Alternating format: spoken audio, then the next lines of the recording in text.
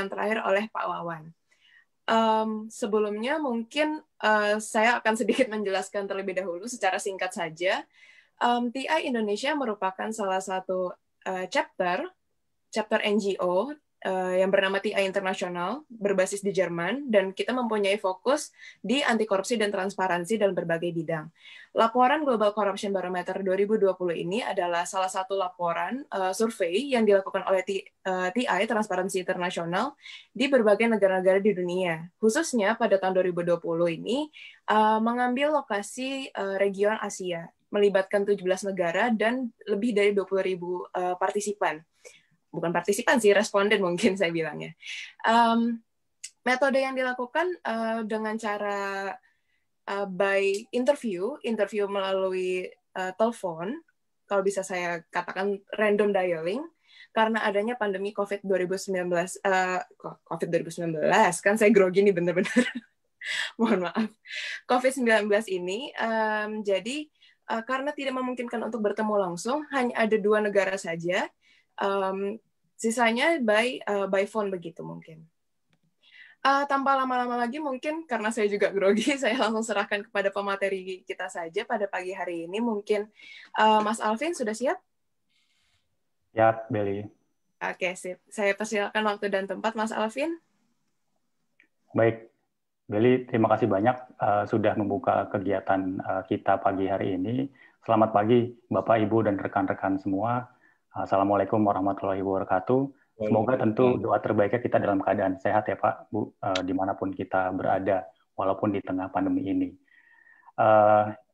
Kami juga dari TI Indonesia mengucapkan banyak terima kasih kepada Pak Rumadi dari KSP, dan tentu Pak Wawan dari KPK yang sudah berkenan terlibat untuk menjadi penanggap ya dalam konteks peluncuran Global Corruption Barometer Indonesia di tahun 2020. Harapannya tentu ini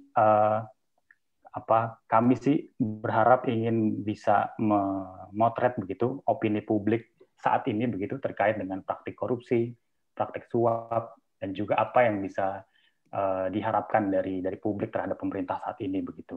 Dan tentu Mas Danang dari TI Indonesia juga akan menjadi penanggap pada hari ini.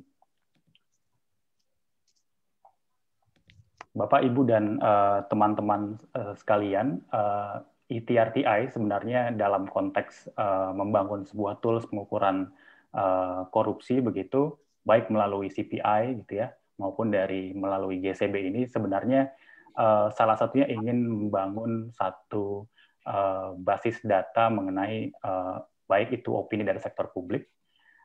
Kalau CPI kita tentu berbicara dari pandangan dari kelompok bisnis dan juga expert begitu ya.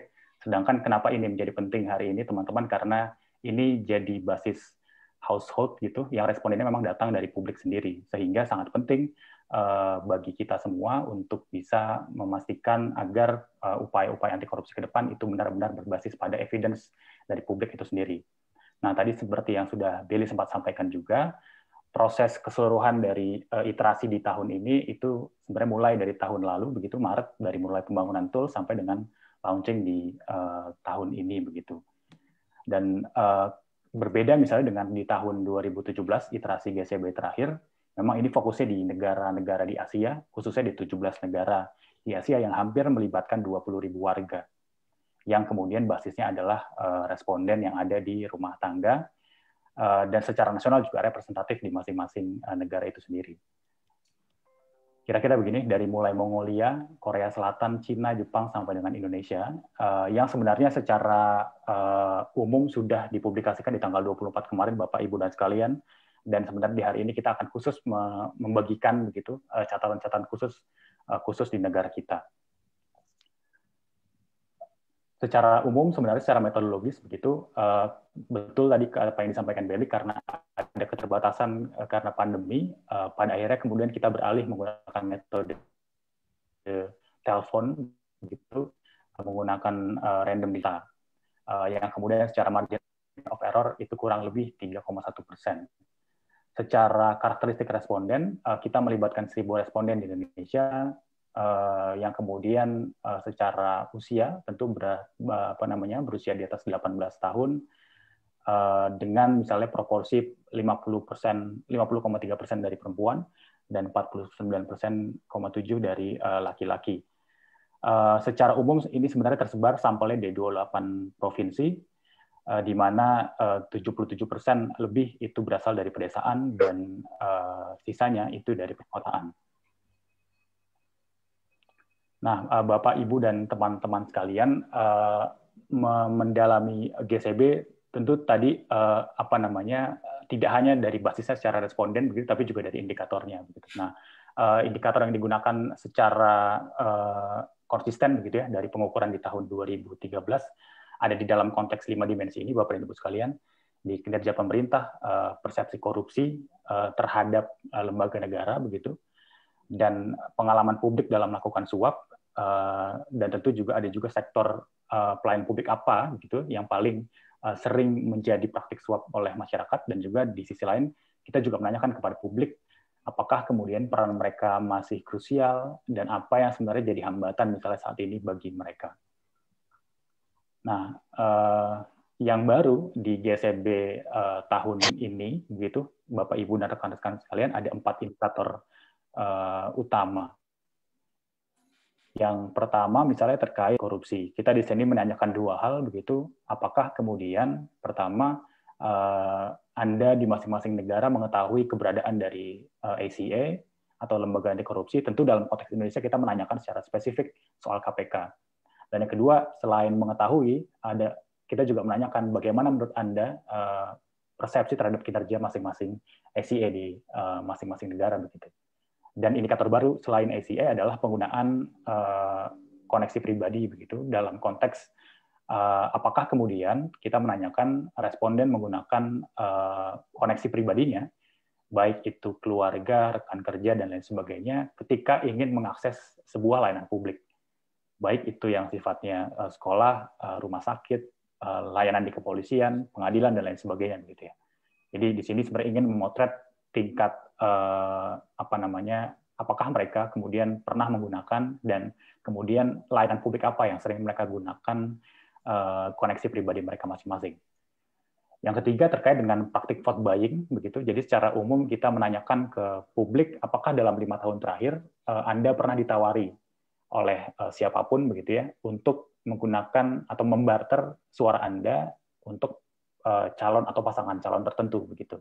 Baik itu dalam konteks pemilihan presiden, legislatif maupun pilkada. Jadi konteksnya itu kita tanyakan dalam 5 tahun terakhir. Dan kemudian bagaimana frekuensinya? Apakah kemudian hanya 1 kali, 2 kali, atau lebih misalnya seperti itu. Nanti kita akan bahas secara lengkap hasilnya. Dan yang terakhir yang juga menarik, yang baru di GCB tahun ini adalah sextortion, yang secara khusus sebenarnya secara konseptual ini hal yang baru dan sedang dibangun juga oleh TI secara umum, yang sebenarnya ingin mendorong gagasan bahwa tentu akan ada banyak stories di balik data-data ini yang sebenarnya secara khusus ingin meninjau apakah terjadi juga pemerasan seksual yang kemudian melibatkan responden sebagai korban ataupun sebagai orang yang pernah mendengar atau melihat di lingkungannya ketika misalnya mereka mengakses layanan publik tertentu. Jadi kira-kira 5 dan 4 indikator ini Bapak Ibu dan rekan-rekan sekalian yang kemudian meliputi iterasi GCB di tahun ini. Nah, dari sekian banyak hal yang bisa kita angkat, tentu kami berupaya untuk berusaha memotret secara khusus 10 temuan Bapak Ibu dan rekan-rekan sekalian, baik dari segi kinerja pemerintah maupun sampai peran publik begitu. Nah, temuan pertama yang kami rasa penting adalah kinerja pemerintah melalui hasil survei GCB ini. Kami rasa publik melihat bahwa kerjanya dianggap stagnan. Dari hasil iterasi sebelumnya itu hanya naik 1%, 64 ke 65%. Padahal kemudian di tahun ini responden itu hampir setengahnya melihat bahwa tingkat korupsi meningkat selama 1 tahun terakhir. Dan kemudian lebih dari 90% responden juga merasa korupsi yang ada di tubuh pemerintah itu masalah yang sangat besar, jauh di atas rata-rata di Asia yang nilainya adalah 74%. Kami di sini melihat bahwa tentu 1 tahun terakhir, walaupun kemudian masih banyak stagnasi di sana-sini, misalnya inisiatif mengenai strategi nasional pencegahan korupsi yang nampaknya masif, tapi melihat dari persepsi publik di GCB ini belum terlalu dirasakan kira-kira oleh publik. Lainnya misal tentu kita tidak bisa melepaskan dari revisi Undang-Undang KPK yang terjadi di 1 tahun lalu, yang menurut hasil ini, nanti kemudian akan dibahas di temuan kedua, ini mungkin akan mengikis begitu ya anggapan publik terhadap kinerja pemerintah selama setahun terakhir. Dan juga tentu kita banyak mendengar publik banyak melihat dan mendengar banyak sekali kasus-kasus atau berita di media massa yang terkait dengan konflik kepentingan, terutama yang terkait dengan komposisi kabinet di tahun kedua Jokowi tahun ini begitu ya. Jadi kami rasa selain melihat bahwa stagnasi terjadi dalam konteks pemberantasan korupsi,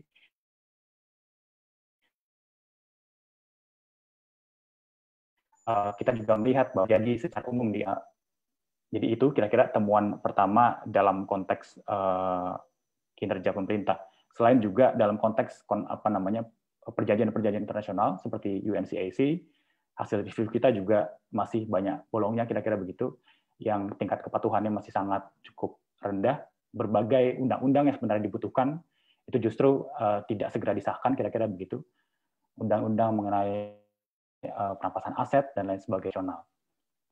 Nah, di kedua terkait dengan kinerja KPK, publik melihat bahwa hanya 50% publik yang menilai bahwa kinerja KPK cukup baik, begitu. Dan ini sebenarnya sejalan dengan berbagai survei yang dikeluarkan oleh Kompas, oleh Alfara Research Institute dan lain sebagainya, yang sebenarnya menunjukkan bahwa ada terjadi tren penurunan trust publik terhadap KPK. Yang salah satu tentu disumbang oleh revisi Undang-Undang KPK yang kemudian dianggap mengurangi mandat, mengurangi power, dan justru menambah konflik kepentingan yang ada di dalam tubuh KPK itu sendiri. Meskipun begitu ya, secara optimismenya turun, publik juga melihat bahwa sebenarnya KPK punya modal sosial yang cukup besar karena tingkat pengetahuan publik terhadap KPK itu sangat tinggi, dan ini sebenarnya bisa dimanfaatkan oleh KPK untuk terus membangun solidaritas publik terhadap KPK. Dan di sisi Asia sebenarnya secara umum 17 negara kehadiran ACA yang tentu bukan hanya hadir tapi ACA-nya kuat begitu, punya mandat yang kuat dalam konteks penindakan, pencegahan dan juga pendidikan, itu dianggap mampu dan krusial dalam menopang agenda pemberantasan korupsi, di mana rata-rata tingkat acceptance rate-nya itu berada di tingkat 63%. Kalau kita bandingkan misalnya di negara-negara Asia, di antara 16 negara Asia lain, kita ada di posisi 8 gitu. Yang paling tinggi ada di Myanmar, Bangladesh, dan kemudian China. Persepsi Asia yang paling rendah itu ada di Thailand. Yang ketiga, terkait dengan institusi publik yang dipersepsikan paling korup, di tahun ini masih ditempati oleh DPR atau anggota legislatif, yang sebenarnya secara umum trennya sejalan dengan hasil di Asia, di mana menempatkan parlemen sebagai institusi publik yang paling korup di Asia. Kita bisa lihat di sebelah kanan, itu ada anggota legislatif, pejabat pemerintah daerah, dan juga pejabat pemerintah gitu ya, yang secara umum dianggap sebagai lembaga terkorup di Asia, dan itu sejalan sebenarnya dengan hasil yang ada di Indonesia, di mana legislatif, local government, dan kemudian pemerintah dalam hal ini itu dianggap sebagai lembaga terkorup di Indonesia. Walaupun kemudian di sisi lain kami juga melihat ada tren perbaikan walaupun tidak signifikan di lembaga-lembaga penegak hukum seperti kepolisian dan pengadilan, yang kemudian ada perbaikan persepsi walaupun tadi tidak signifikan secara persentase. Temuan keempat, sebanyak 3 dari 10 responden dalam GCP 2020 ini mengaku pernah membayar suap ketika mengakses layanan publik. Nah, yang pertama tentu tingkat suap ini akan ketika dilihat dalam proporsi sebagai negara-negara Asia lain, kita tertinggi di antara 17 negara, ketiga tertinggi di 17 negara, dan secara proporsional tidak turun signifikan dari hasil sebelumnya, di mana tahun ini kita presentasinya itu mencapai 30%, sedangkan di 2017 itu 32%. Yang kedua, kemudian kita juga menanyakan apa alasan Anda ketika membayar suap untuk mengakses layanan publik. jawaban paling atas itu terkait dengan karena sebagai ada tanda terima kasih begitu. Jadi budaya memberikan hadiah, budaya gratifikasi ini dianggap sebagai hal yang lumrah begitu dan diwajarkan oleh banyak publik di Indonesia.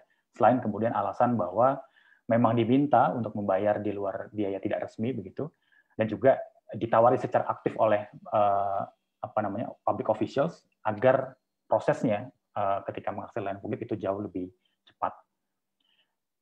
Di sisi lain juga lebih dari 90% mengakui tidak pernah melaporkan praktik suap yang dialaminya, jadi disimpan sendiri begitu.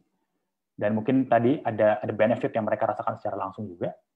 Dan selama COVID-19 secara umum mayoritas tidak pernah memberikan suap.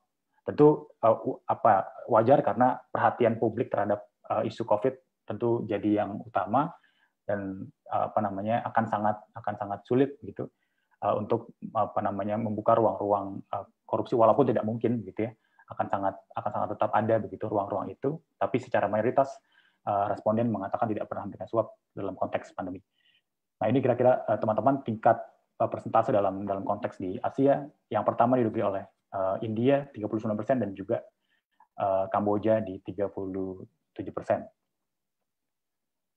Yang kelima, kita juga menanyakan secara khusus dari 6 layanan publik yang kita sodorkan, kira-kira Anda paling sering atau pernah melakukan suap di layanan mana? Gitu. Nah, publik di Indonesia mengatakan bahwa pengalaman suap mereka paling tinggi ada atau terjadi di layanan kepolisian, yang sebenarnya berjumlah 40%, jauh di atas rata-rata Asia yang sebesar 23%.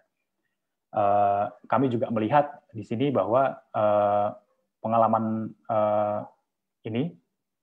suap di layanan kepolisian di 17 negara, kita ada di posisi keempat setelah Taiwan, Thailand, dan juga India. Dan di sisi layanan publik yang diakses, kami melihat bahwa polisi, Dukcapil, dan juga layanan di sekolah itu kembali mengalami peningkatan dibandingkan GCB di tahun 2017.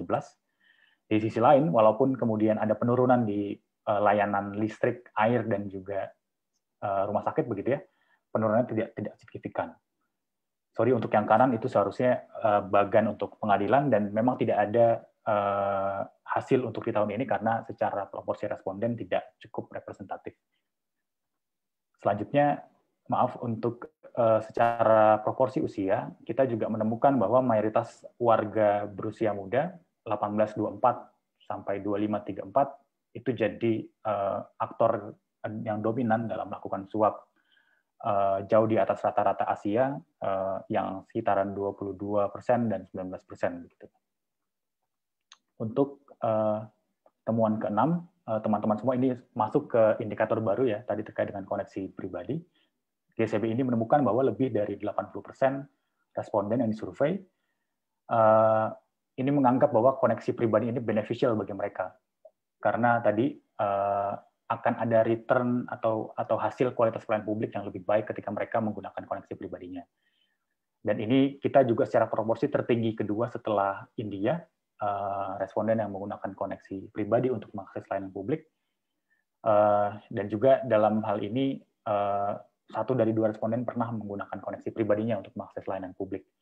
Dan layanan paling banyak digunakan atau memanfaatkan koneksi pribadi adalah dokumen identitas ya, di Dukcapil, baik dalam konteks misalnya akta, KTP, urusan perizinan, dan lainnya, yang mencapai persentase 36%. Di ini kira-kira teman-teman, kita ada di tingkat kedua secara persentase, dan paling banyak di situ ada di layanan Dukcapil 36%, setelah itu ada juga di sekolah, dan ketiga ada di PLN ataupun PDAM. Ketujuh, 1 dari 3 responden dalam konteks vote buying gitu teman-teman, itu mengaku pernah ditawari melakukan atau menjual belikan suaranya ketika pemilu, di mana mayoritas responden itu secara frekuensi pernah ditawari hingga 1 sampai 2 kali dalam 1 kali pemilihan gitu ya. Dan juga secara proporsi tingkat vote buying kita 26% dan hampir 2 kali lipat dari rata-rata Asia. Ini kira-kira teman-teman perbandingan secara keseluruhan dari 17 negara, di mana kita ada di atau di tingkat ketiga paling tinggi proporsi vote buying di Asia. Yang kedelapan, lebih dari setengah korban pemerasan seksual yang masuk selain publik adalah kelompok perempuan. Sextortion yang kita maksud di sini juga sangat kita kaitkan erat dengan konteks abuse of power yang dilakukan oleh seorang pejabat publik yang punya power atau punya kuasa, yang kemudian menggunakan kuasanya untuk memanfaatkan tadi ya kepentingan atau kebutuhan publik yang ingin mengakses sebuah layanan publik. Misalnya dalam hal ini layanan kesehatan maupun layanan pendidikan. Yang kita tanya juga bersifat korban langsung ataupun mereka yang pernah mendengar ataupun melihat di mana secara proporsi tingkat sextortion kita tertinggi di Asia, baik itu mereka yang pernah mengalami secara langsung ataupun pernah mendengar atau melihat. Secara persentase 18%, kemudian Sri Lanka di 17% dan juga Thailand di 15%. Secara frekuensi pernah ditawari 1 sampai 2 kali para responden ataupun korban dalam hal ini tentu, dan kita bisa merefer juga dari beberapa kasus yang terjadi dalam beberapa tahun ke belakang, misalnya kasus 2 petugas polisi di Malang yang petugas kepolisian yang di jalan yang kemudian melakukan tilang gitu ya, dan kemudian ada transaksi yang menggunakan atau melibatkan unsur-unsur extortion di dalamnya. Ataupun yang baru-baru ini terjadi selama pandemi, kalau teman-teman ingat juga seorang penumpang yang ingin terbang atau menggunakan maskapai penerbangan itu harus berurusan dengan blackmailing dari public official yang bertugas untuk melakukan tes COVID agar kemudian hasil tesnya cepat dan kemudian dia bisa menggunakan itu sebagai material untuk dia penerbangan. Tapi kira-kira secara umum kami ingin mendorong juga dalam hal ini bahwa perlu untuk merekognisi juga mengenai sextortion dan tadi ya bahwa ada banyak cerita di banyak data-data ini begitu. Ke-9, sebanyak dan ini dalam konteks publik dan persepsinya terhadap kegiatan anti korupsi begitu ya, bahwa mayoritas publik sebenarnya masih meyakini bahwa mereka bisa membuat perubahan. Walaupun kemudian secara persentase turun 18% gitu dari hasil GCB 2017. Dan kita juga menanyakan apa yang kemudian menghambat warga dalam melakukan kegiatan anti korupsi begitu, misalnya melaporkan, karena tadi lebih dari 60%-nya mengaku bahwa mereka takut ada retaliasi, takut ada pembalasan, takut ada ancaman yang kemudian akan mereka mungkin dapatkan ketika melaporkan misalnya kasus korupsi atau menyiarkan kasus korupsi. Yang secara persentase ini nilainya hampir naik 2 kali lipat dari hasil GCB di tahun 2017. Di sisi lain juga lebih dari 60% mereka mengatakan bahwa tidak yakin bahwa ketika mereka melaporkan kasus korupsi itu akan ditindaklanjuti secara proporsional. Ini kira-kira teman-teman bahwa ada terjadi tren peningkatan ketakutan kira-kira begitu yang dialami atau dirasakan responden ketika ingin melaporkan kasus korupsi. Terakhir di pertemuan 10, kurang dari setengah responden itu sadar bahwa dirinya punya hak atas akses informasi publik. Mereka mengatakan bahwa 8 dari 10 responden juga mengaku tidak pernah melakukan permintaan informasi. Sangat wajar karena tentu mayoritasnya itu tidak mengetahui bahwa dirinya punya hak atas informasi publik dan punya hak untuk meminta informasi publik. Dan di sisi konteks pembuatan kebijakan, mayoritas publik juga tidak yakin bahwa usulannya, rekomendasinya, keterlibatannya itu diakomodasi secara proporsional oleh pemerintah dalam hal ini. Nah, berikut secara umum gambarannya, teman-teman, 10 temuan utama yang kami rasa penting untuk kita bisa bagikan di hari ini, mulai dari kinerja pemerintah sampai peran publik. Dalam hal ini kami melihat secara umum gitu teman-teman dan Bapak Ibu semua bahwa korupsi oleh publik masih dianggap sebagai masalah besar, tapi upaya pemerintah dianggap moderat. Yang kedua, tingkat trust publik terhadap kinerja pemerintah itu kita lihat di sini bahwa berbanding lurus juga dengan tingkat trust terhadap KPK itu sendiri. Dan ketiga, lembaga legislatif, birokrasi dan penegakan hukum masih menjadi tempat praktik suap yang paling dominan yang dianggap publik, yang dirasakan dan dilakukan oleh publik. Di sisi lain, praktik suap di lembaga penegak hukum dan lembaga politik juga cenderung meningkat. Dan keempat, terkait dengan misalnya indikator terkait sekstorsi, kami juga melihat bahwa penting untuk mengakui human cost of corruption, bukan hanya soal data bahwa ada sekian pernah melakukan suap dan lain sebagainya, tapi juga penting untuk melihat praktik ini dari sisi korban gitu. Dan kelima, peran publik masih dianggap krusial walaupun optimismenya menurun. Dan keenam, perlindungan pelapor korupsi masih menjadi persoalan. Di sini kami merekomendasikan 8 hal, Bapak, Ibu, dan rekan-rekan semua. Perkuat kelompok masyarakat sipil, terutama yang ada di daerah. Ini penting karena saat ini kita tentu merasakan bahwa ada ruang publik yang semakin menyempit, ruang demokrasi yang semakin menyempit.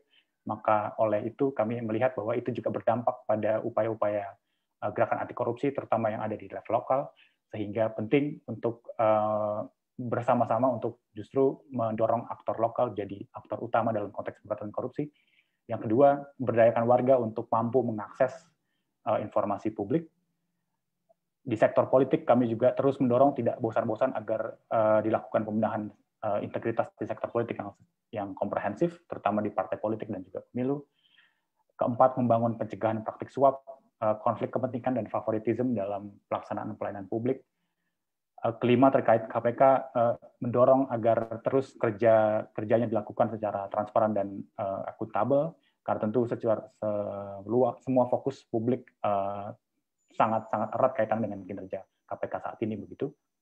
Dan keenam, bangun pendekatan gerakan anti korupsi yang berbasis korban, misalnya dalam hal ini khusus membangun mekanisme perlindungan pelapor korupsi yang lebih terintegrasi.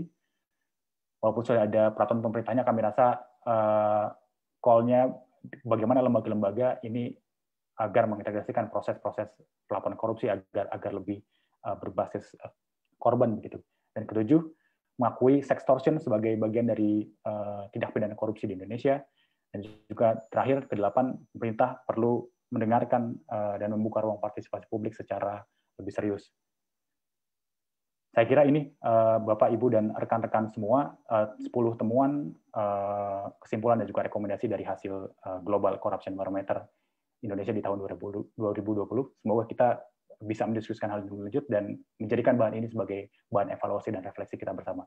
Terima kasih, selamat pagi. Saya kembalikan ke Kelly. Oke, terima kasih banyak Mas Alvin. Untuk paparannya sangat menarik dan sangat notable sekali, terkhususnya di indikator-indikator yang baru. Kemudian kita akan masuk ke sesi berikutnya, yaitu pemaparan oleh penanggap. Mungkin yang pertama ada dari Mas Danang, selaku Sekjen TI Indonesia. Mas Danang, sudah siap?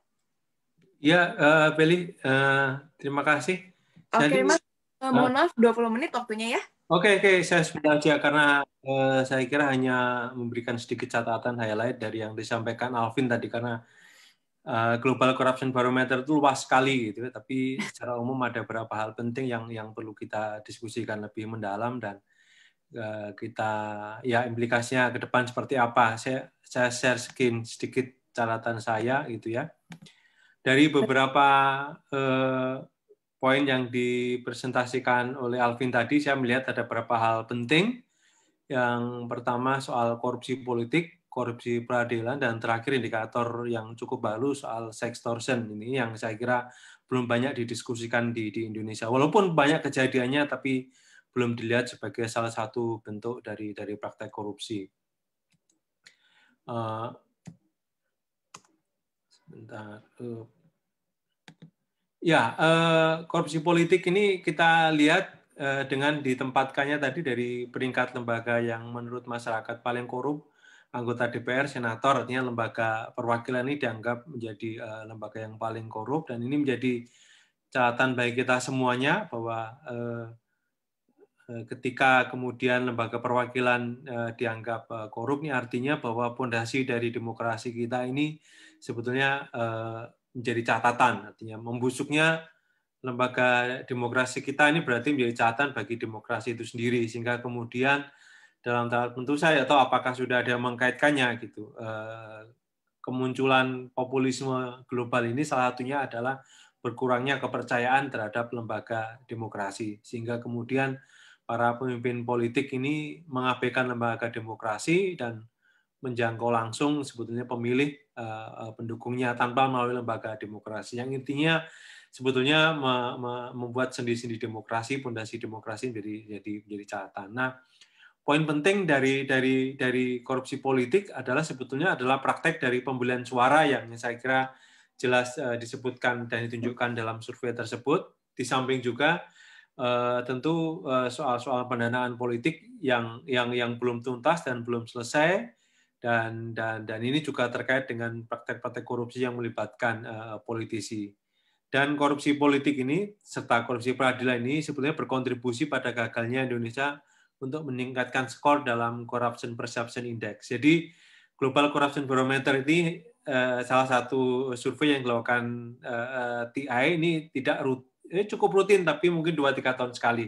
Yang rutin dilakukan tiap tahun adalah Corruption Perception Index yang membuat ranking korupsi antar negara, dan salah satu membuat skor Indonesia rendah adalah sebetulnya rendahnya atau catatan dalam korupsi politik dan korupsi peradilan. Nah, ketika survei ini mengangkat soal praktek vote buying, pembelian suara atau money politik dalam bahasa populer di Indonesia, saya jadi teringat sebetulnya bukunya Burhanuddin Muhtadi yang juga mengkaji sebetulnya praktek pembelian suara dalam pemilu 2014 lalu, dan temuannya hampir-hampir sama gitu ya.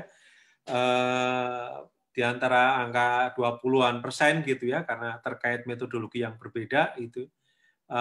Dan Indonesia ternyata juga di peringkat atas sebetulnya, hanya kalah dari Thailand dan Filipina dalam soal money politik atau pembelian suara dalam pemilu, dan kalahnya sedikit, jadi ya mungkin hampir-hampir sama gitu praktek ini gitu ya.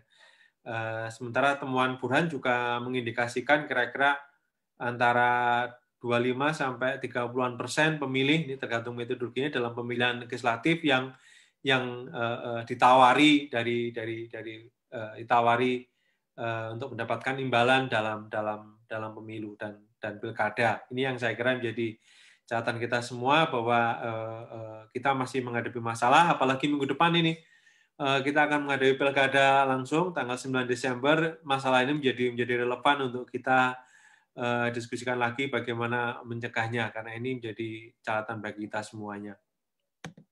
Kemudian korupsi peradilan ini juga berkontribusi pada Corruption Perception Index kita, peringkat Indonesia dibandingkan negara lain dalam korupsi global, dan terutama sebetulnya kalau dari sisi penyuapan, polisi paling tinggi dibandingkan lembaga-lembaga lain. Kalau dari penggunaan koneksi personal, lembaga peradilan lebih tinggi dari pelayanan publik lainnya, gitu ya. Jadi dalam pelayanan publik di kepolisian, praktek suapnya temukan sekitar 23%, di atas peradilan, dokumen-dokumen identitas seperti KTP, akta kelahiran, sekolah, dan juga rumah sakit dan utilities lainnya. Sementara lembaga peradilan, koneksi personal itu dianggap penting, gitu ya, di atas pelayanan publik lainnya, gitu.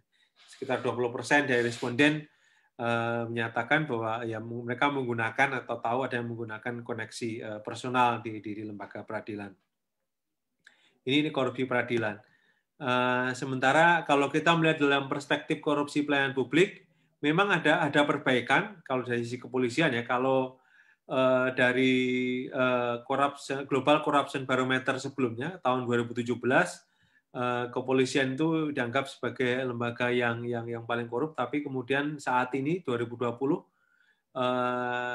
dia peringkatnya dia bukan lembaga yang paling korup menurut persepsi masyarakat, tetapi dalam pelayanan publik korupsi di kepolisian masih lebih tinggi. Nah, saya kira ini memang menjadi catatan bagi Kapolri, terutama Kapolri baru ini. Saya nggak ngerti apakah ada pemilihan Kapolri yang baru atau enggak, tetapi paling tidak ini juga lagi rame. Ini artinya PR bagi Kapolri baru bahwa ke depan perbaikan pelayanan publik ini masih terus dinantikan. Walaupun secara umum ada peningkatan, tetapi dalam soal penyuapan polisi masih menjadi catatan. Ini saya kira catatan bagi kita semuanya, mendorong praktek penyuapan dalam pelayanan kepolisian itu bisa ditekan lagi. Nah, terakhir saya kira hal yang baru, indikator baru yang dimunculkan adalah sextortion atau pemerasan atau penyuapan terkait dengan pelayanan publik, tapi bukan dalam bentuk finansial, tapi dalam bentuk jasa atau diperas untuk memberikan pelayanan seksual. Ini begitu melihat grafik ini, saya cukup kaget ya. Mestinya menurut saya India nih, karena praktek-praktek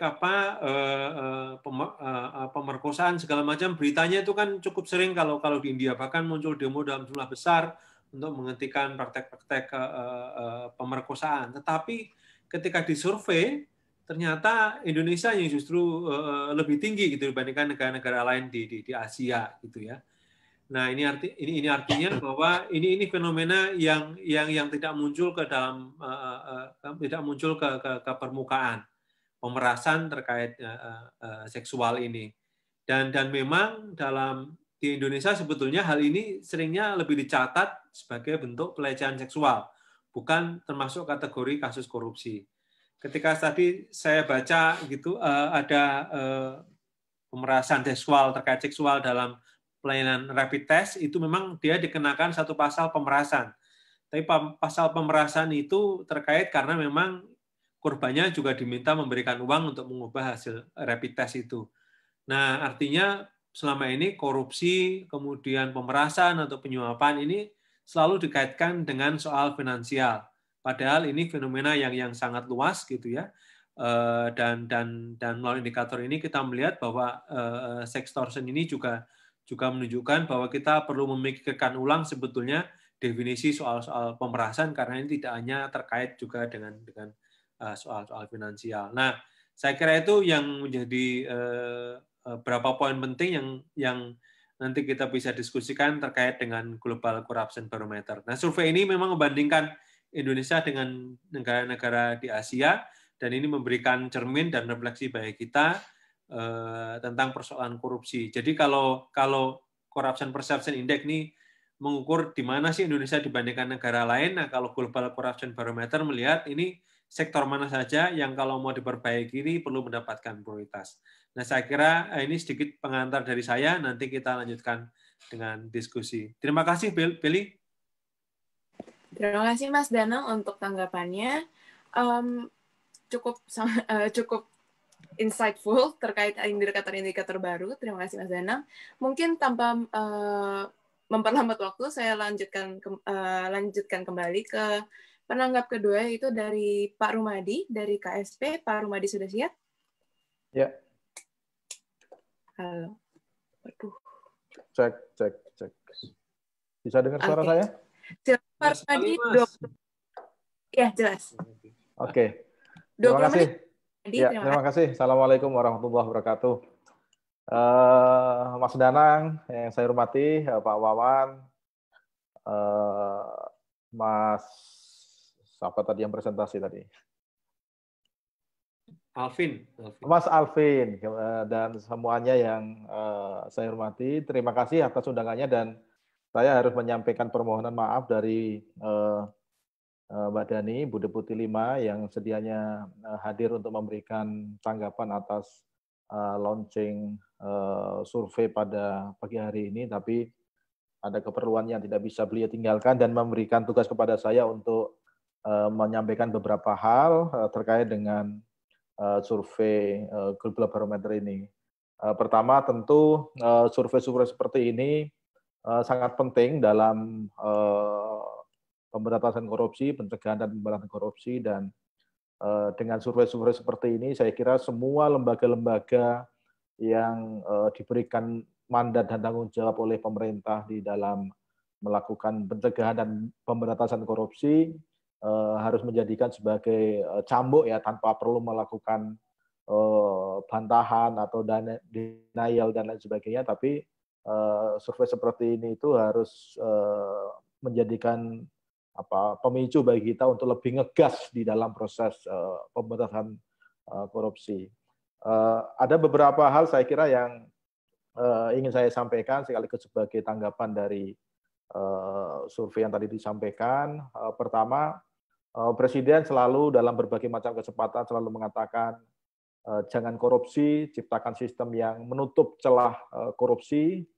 Kemudian Presiden selalu juga mengatakan, saya peringatkan bahwa perilaku korupsi adalah musuh negara. Saya tidak akan memberikan toleransi terhadap siapapun yang melakukan pelanggaran ini, yang melakukan tindak korupsi. Dan saya kira komitmen Presiden soal ini tidak perlu diragukan, bahkan misalnya ada pejabat-pejabat negara termasuk menteri misalnya yang jelas-jelas melakukan satu pelanggaran hukum, melakukan tindak korupsi, Presiden tidak pernah menghambat kinerja aparat penegak hukum, termasuk KPK misalnya di dalam melakukan melakukan tindakan hukum terhadap siapapun yang dianggap melakukan tindak pidana korupsi. Saya kira komitmen itu jelas dan tegas senantiasa disampaikan oleh Presiden di dalam berbagai macam kesempatan. Dan kalau tadi kita sudah mengikuti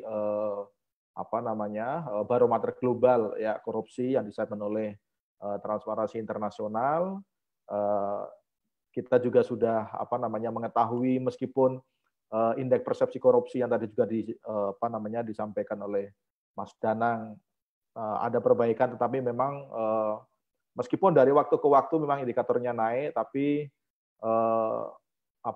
naiknya itu moderat gitu, tidak ada lompatan yang luar biasa gitu.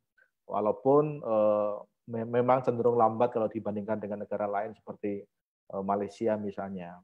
Pemerintah Indonesia dan tadi juga disampaikan bahwa kita juga masih menghadapi masalah di dalam mengubah persepsi publik terhadap korupsi di internal pemerintahan. Kita harus mengakui adanya persoalan itu, suap dan menggunakan koneksi, hubungan pribadi untuk mendapatkan privilege layanan publik, kemudian tadi juga disebut money politik, serta pemerasan berbasis kekerasan seksual ya atau seks torsion menurut tadi yang sudah sampaikan juga penting untuk kita antisipasi. Bahkan yang tadi disebut sebagai indikator baru adanya pemerasan seksual, menurut saya perlu untuk didorong lebih lanjut. Bahkan kalau sekarang misalnya ada pembahasan RUU PKS misalnya, RUU penghapusan kekerasan seksual, saya kira mungkin perlu juga dipikirkan bagaimana mengkaitkan persoalan korupsi dengan menggunakan kekerasan seksual ini di dalam RUU PKS atau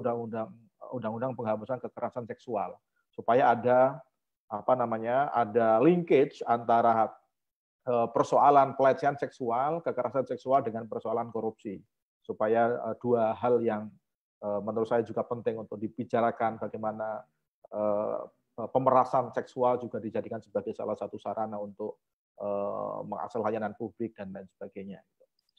Nah,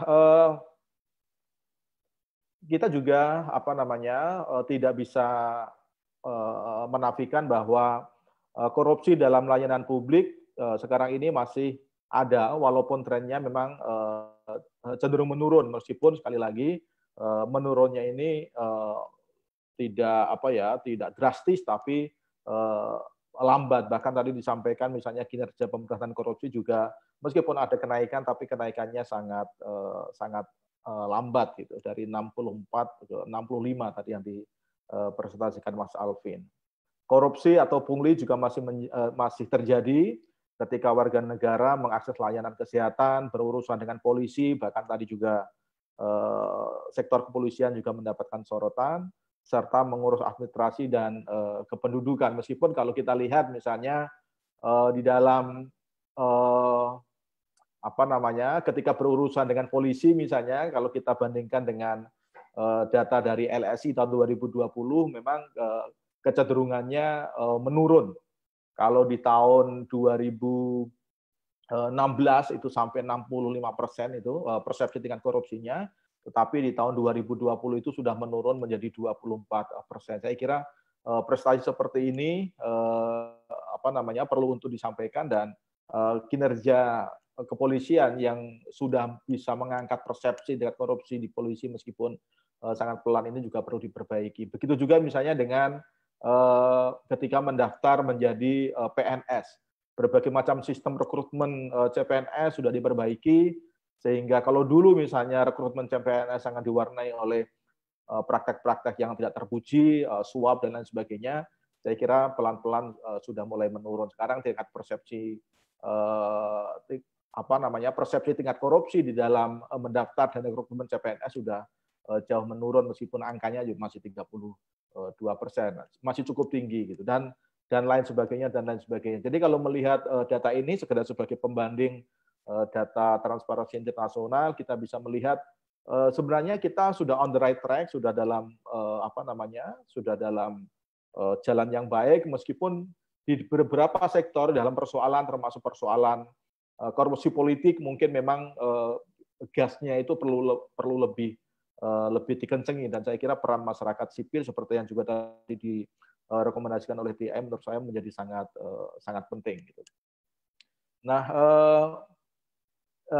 kalau kita melihat misalnya ya pungli dalam layanan publik itu secara umum juga kecenderungannya menurun. Misalnya sebagai pembanding survei LSI tahun Oktober 2020 misalnya ketika ditanya kepada responden yang pernah berhubungan dengan aparat pemerintah, misalnya ketika ditanya jika pernah, apakah Bapak Ibu atau keluarga Bapak Ibu pernah diminta memberikan hadiah atau uang untuk mendapatkan pelayanan yang Bapak butuhkan di luar biaya resmi. Gitu. Ya memang angkanya kalau kita lihat yang merah ini dari tahun ke tahun memang tahun 2000 berapa ini sempat ada masa yang baik, misalnya persepsi yang yang diminta pungli itu hanya 18%, tapi kalau kita lihat dari dari waktu ke waktu itu memang angkanya itu masih naik turun. Oleh karena itu untuk hal-hal seperti ini memang secara sektoral perlu mendapatkan perhatian dan motivasi responden yang pernah memberi hadiah atau uang ketika diminta sebagian besar adalah supaya mendapatkan layanan publik yang cepat atau mendapatkan layanan publik yang baik dan lain sebagainya. Mungkin hal seperti ini memang perlu mendapatkan perhatian meskipun berbagai macam langkah, misalnya bagaimana pelayanan birokrasi yang lebih impersonal misalnya terus dilakukan dari waktu ke waktu. Nah, kalau kita lihat misalnya koordinasi dan supervisi dalam penindakan korupsi itu juga terus dilakukan baik oleh KPK, oleh kepolisian dan juga oleh kejaksaan. Dengan total kalau kita hitung total sekitar ada 1.292 kasus dalam penyidikan, mungkin nanti bisa dikonfirmasi oleh Pak Wawan atau punya data yang lain, dan 993 kasus dalam penyidikan. Nah, berdasarkan data tersebut sejak tahun 2014 hingga tahun 2020 KPK itu telah melakukan proses hukum yang sudah inkrah itu ada 738 kasus korupsi dengan total penyelamatan uang negara yang dilakukan oleh KPK mulai tahun 2015 sampai tahun 2018 itu sekitar 4,3 triliun. Ya, mungkin kalau dibandingkan dengan potensi kerugian negara, mungkin angka ini masih konservatif. Tapi ini data tahun 2018, mungkin ada update data yang paling baru terkait dengan berapa sih uang negara yang berhasil diselamatkan oleh KPK melalui berbagai macam tindakan hukum yang dilakukan oleh KPK. Nah, penegakan hukum terus dilakukan untuk mewujudkan proses peradilan yang adil, transparan, dan tidak pandang bulu. Meskipun memang kita tahu, seperti yang disampaikan oleh Mas Danang tadi, peradilan korupsi di sektor peradilan ini juga menjadi persoalan persoalan berat yang harus kita hadapi. Reformasi di bidang hukum menurut saya juga hal yang penting untuk terus kita kawal, memperkecil ruang orang melakukan transaksi, jual beli hukum dan lain sebagainya. Tapi kalau toh misalnya ada orang yang masih nekat melakukan itu, saya kira aparat penegak hukum juga harus cepat untuk mengambil dan melakukan tindakan hukum kepada mereka. Jangan sampai orang-orang yang seperti ini yang memperdagangkan hukum dengan menggunakan kekuasaan yang dia miliki itu terus-menerus melakukan penindakannya tanpa ada tindakan hukum yang memadai kepada mereka. Nah, saya kira kita juga tahu bahwa beberapa macam lembaga termasuk KPK dan lembaga-lembaga negara yang lain. Kita punya Stranas PK, Perpres nomor 54 tahun 2012 sebagai bagian dari upaya untuk melakukan pencegahan korupsi. Saya juga membaca evaluasi atau kritik yang dibuat oleh TI terhadap Stranas PK ini. Ada beberapa kritik saya kira yang yang penting untuk dipelajari supaya Stranas PK yang sudah kita lakukan dengan fokus pada perizinan dan tata niaga, keuangan negara, penegakan hukum dan reformasi birokrasi itu bisa lebih fokus. Salah satu kritiknya TI yang saya baca misalnya Stranas PK cenderung menghindar dari korupsi di sektor politik gitu kira-kira. Jadi ada mungkin nanti evaluasi ke depan terkait dengan Stranas PK aspek yang tadi menjadi persoalan-persoalan di sektor-sektor yang tadi ditunjukkan baik oleh surveinya LSI maupun surveinya TI menurut saya penting. Nah, dalam rangka untuk memperkuat akuntabilitas dan transparansi penyelenggaraan pemerintahan dan juga untuk menjalankan rekomendasi UNCIC, pemerintah mengeluarkan Stranas PK yang hingga triwulan ke-7 terdapat 60 KL yang relasi capaiannya itu melebihi 60% atau dalam kategori baik. Sedangkan di tingkat provinsi terdapat 15 provinsi dengan capaian baik. Kemudian yang berikutnya yang ingin kami sampaikan adalah bahwa berbagai macam upaya yang dilakukan pemerintah untuk melakukan pemberantasan korupsi antara lain misalnya Presiden pernah mengeluarkan Perpres 87 tahun 2016 tentang Satuan Tugas Sapu Bersih atau bagaimana menangani persoalan-persoalan pungli dengan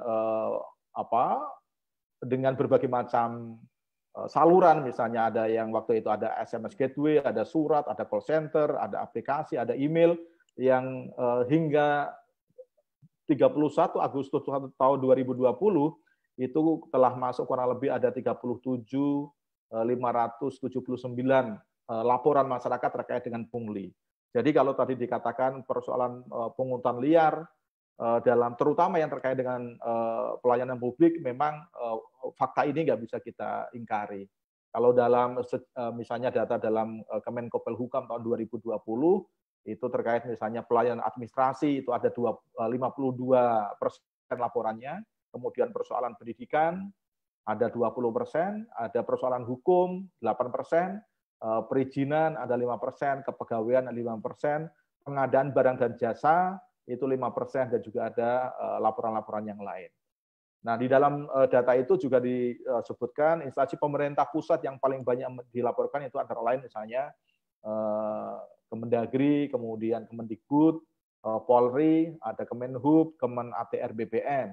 Kemudian kalau provinsi, instansi pemerintah yang paling banyak dilaporkan itu misalnya Provinsi Jawa Barat, Jawa Timur, Provinsi DKI, Provinsi Banten, dan juga Provinsi Sumatera Utara. Ini sekedar laporan dari masyarakat, ya belum tentu memang ada punglinya, tetapi paling tidak laporan itu masuk.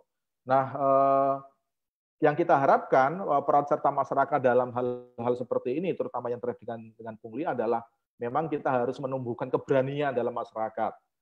Jadi kalau tadi di surveinya TI Global Barometer tadi menyebutkan masyarakat cenderung takut dan tidak mau melaporkan, ya ada sekitar 90% yang tidak mau melaporkan dia pernah memberikan pungli. Memang yang harus kita lakukan adalah bagaimana menumbuhkan keberanian. Jangan diam. Berani melakukan perlawanan jika ada pungli. Dan memang perlawanan itu bisa muncul kalau masyarakat juga diberikan kepercayaan diri, dan kalau dia melakukan tindakan itu dipastikan bahwa itu tidak akan berbalik menghantam orang yang melaporkan itu. Kemudian kita juga perlu mendorong pemerintah daerah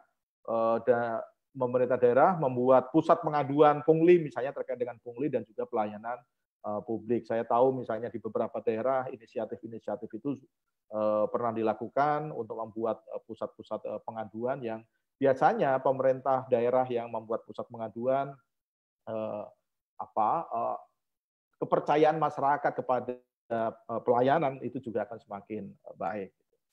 Nah, kemudian kalau kita lihat ini juga sebagai bagian dari upaya yang dilakukan oleh pemerintah, misalnya ancaman bagi orang-orang yang melakukan tindakan pungli, bisa dijerat dengan hukuman pidana, ya, bisa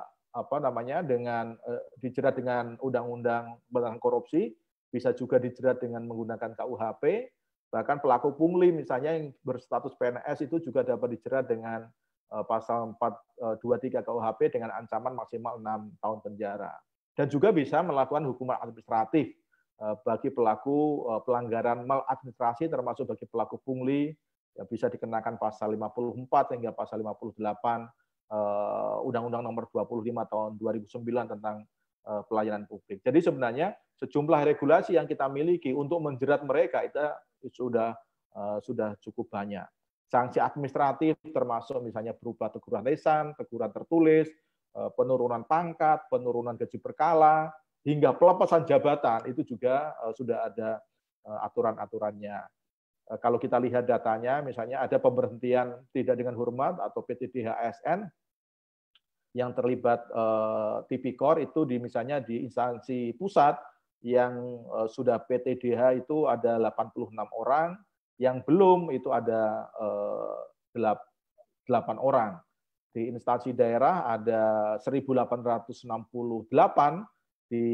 yang kena PTDH, yang belum PTDH ada 193 orang. Nah, yang belum PTDH itu berbagai macam kemungkinan, misalnya masih dalam proses hukum, atau belum berkekuatan hukum tetap, ada yang meninggal dunia, ada juga yang pensiun. Kami membaca juga kritik teman-teman penggiat anti korupsi, ada beberapa pegawai-pegawai di daerah yang sudah bahkan sudah pernah mendapatkan tindakan hukum dari KASN misalnya, itu perlu kita dorong supaya tindakan terhadap aparatur negara yang sudah jelas-jelas melakukan tindakan korupsi itu ditangani.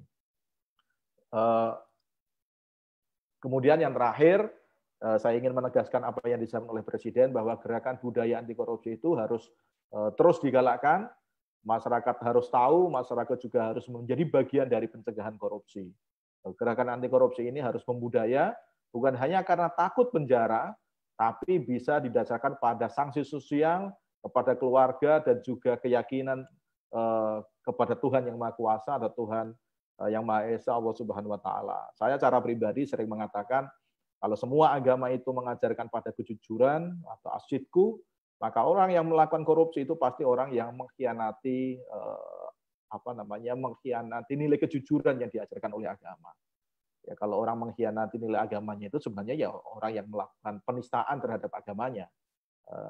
Sayangnya kalau ada orang korupsi itu kita nggak ada orang demo ke Monas misalnya kemudian mengatakan si koruptor itu sudah melakukan penistaan terhadap agamanya, melakukan penodaan agama dan lain sebagainya. Ya, meskipun kita juga harus dorong bahwa sebagai masyarakat yang religius, sebagai masyarakat yang berketuhanan, seharusnya kita malu. Kita sering mengatakan orang beragama itu harus jujur, harus amanah dan memenuhi janji dan lain sebagainya, tetapi itu belum tercermin di dalam tindakan yang terkait dengan korupsi, dengan pungli dan lain sebagainya. Saya kira itu, Mbak, yang bisa saya sampaikan. Sekali lagi, ini adalah bagian dari cambuk kita semua, terutama pemerintah dan penegak hukum, supaya gas pencegahan dan pemberantasan korupsinya diperkuat. Terima kasih. Baik, terima kasih Pak Rumadi untuk tanggapannya. Sekali lagi saya sampaikan kepada Bapak, Ibu, dan rekan-rekan sekalian yang memiliki pertanyaan bisa langsung ditulis di kolom chat. Tanpa perlu berlama lagi, saya langsung serahkan kepada Pak Wawan dari selaku Direktur Litbang KPK untuk menyampaikan tanggapannya. Silakan Pak Wawan, 20 menit dari sekarang. Baik, terima kasih Mbak Beli. Assalamualaikum warahmatullahi wabarakatuh. Selamat pagi teman-teman semua. Salam sejahtera untuk kita semua. Salam sehat. Khususnya terima kasih atas undangannya dari TI kepada KPK dan permohonan maaf tentunya pimpinan yang sedianya hadir, namun karena ada yang mohon maaf, mungkin ada yang lebih harus dihadiri sehingga menugaskan saya. Terima kasih Mas Alvin atas paparannya tadi, Mas Danang, Pak Rumadi. Saya sapa juga nih, tadi saya lihat ada Mas Dadang juga nih, Mbak Natalia juga hadir di sini. Terima kasih. Bapak dan Ibu sekalian, ada beberapa yang akan saya tanggapi terkait dengan Global Corruption Barometer ini yang sudah dilakukan surveinya. Kecuali mungkin saya tadi tidak akan bicara mengenai sextortion tadi ya, karena saya juga terus terang belum pernah melakukan kajian terkait ini di sini. Dulu mungkin ada yang disebut dengan digratifikasi, ada yang disebut dengan uang selimut, tapi itu kan juga belum mengarah ke arah yang diinginkan gitu ya sini. Bapak dan Ibu sekalian, yang pertama mungkin terkait hasil GCB ya. GCB ini di mana kita melihat bahwa memang masih ada beberapa tantangan-tantangan yang harus kita lihat untuk bangsa ini ke depan terkait sejauh mana prioritas-prioritas yang harus kita tentukan gitu ya, baik itu di sektor ekonomi atau di sektor yang lainnya gitu kan. Karena mau tidak mau sepertinya korupsi ini di setiap sektor tuh ada gitu kan ya. Bahkan kalau kita bicara terkait tadi persepsi-persepsi yang sudah dilontarkan oleh responden terkait beberapa kepercayaan mereka, baik itu kepada pemerintah maupun khususnya pada KPK, gitu di sini ya mau tidak mau kita semua harus introspeksi diri di sini ya. Kemudian tadi ada istilahnya penilaian terhadap KPK sendiri sebagai ACA tadi ya, anti corruption akademiknya yang di sini ini.